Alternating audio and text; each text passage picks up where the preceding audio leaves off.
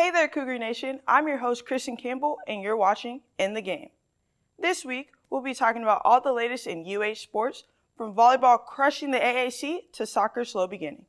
Let's get right to it, right here with In the Game.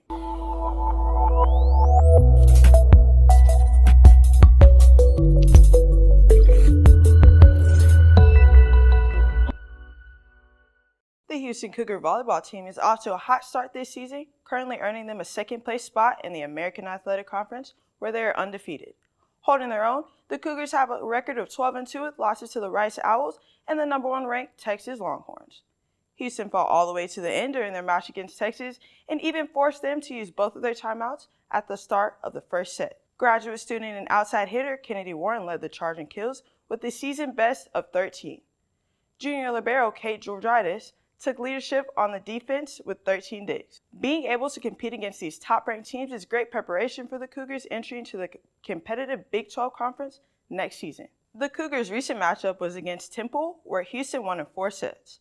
Outdoing herself each game, Isabel Tao had her first double-double of the season, which helped the Cougars have the best record in 15 games since 2018.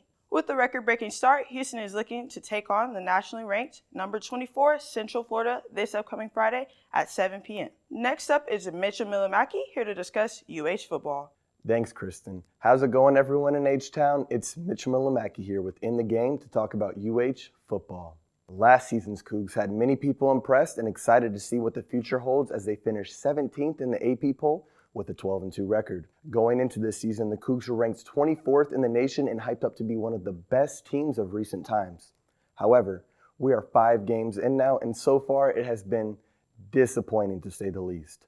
With our OT loss against Tulane this past Friday, that brings our overall record to a whopping 2-3 on the season.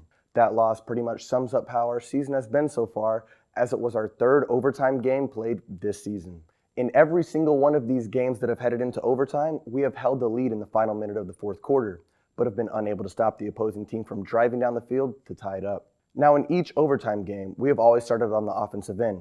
Most people would assume we have lost every coin toss due to starting on offense being a statistical disadvantage. However, despite that being the case, we have actually won 2 of the 3 coin tosses and chose to start on offense. The media and fans have questioned this decision-making by the coaches in these situations. Nonetheless, not all the blame is on the coaches, as the players still have to go out and execute to win games. The players themselves have also not performed up to expectations this year, as the Cougs have seen a drop-off in almost every single team statistic from last year. One of the biggest dips is on the defensive end, where an average of 34 points per game are given up compared to only 20 last year, which ranked 19th in the nation. Now we can go on and about statistics on the offense and defensive end all day, but ultimately, football is a team game. And as a team, UH is kicking themselves in the butt constantly, as they are one of the most penalized teams in the nation. The penalties once again proved costly against Tulane, as a pass interference in OT would set Tulane up for a game-winning touchdown. Houston head coach Dana Holgorsen expressed his feelings towards the constant mistakes after the Rice game last week by saying, "A lot of stupid stuff once again. I ain't taking responsibility for that. At some point, they gotta quit doing that."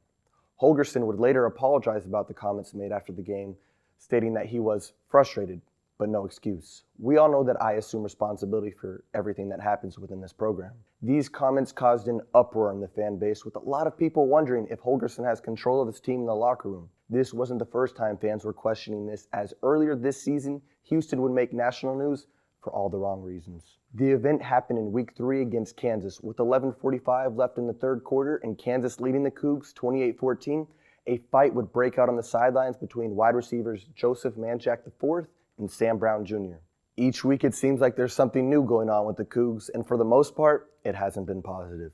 It seems like what they're missing is some leadership on both ends of the ball. After last season, Houston lost a ton of talent to the NFL draft, especially on the defensive side. Logan Hall, Marcus Jones, and Demarion Williams are amongst the players who are now playing on Sundays. The draft wouldn't be the only thing we would lose players to in the offseason, as the AAC 2021 Rookie of the Year running back Alton Mccaskill would suffer a season-ending knee injury in spring practice. McCaskill was a key part of our offense last year and had many fans excited to see what he would do heading into 2022. Unfortunately, we will have to wait till next season to see him in action. All of us at Coug TV wish you the best and speediest recovery.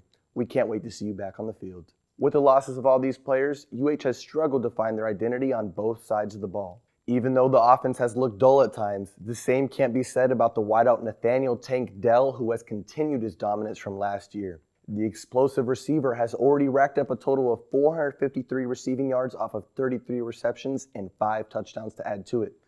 Tank has been consistent week in and week out for us, but sadly, UH hasn't been able to find success with anyone else on offense. However, there is still a lot of football left to be played this season, so there is plenty of time to improve. Despite the 3 losses and the New Year's Six Bowl practically out of the picture, we are only 1 game into conference play. The Cougs will look to bounce back as they head to Memphis and hopefully gain some momentum going into the bye week. With all the drama and letdown so far, let's just hope the Cougs can get it together and finish strong. That's all I have for you this week, Cougs. I'm Mitch Millimaki. Back to you, Christin. Thank you, Mitchell. Coming from a season finish of number 2 in their conference, Houston Cougars soccer team is looking for progress this season. However, Houston has begun the season with a rocky start, currently sitting at number 4 in the American Athletic Conference. Starting their season off with a record of 4-4-2, the Cougars competed against Memphis, tying the game 2-2.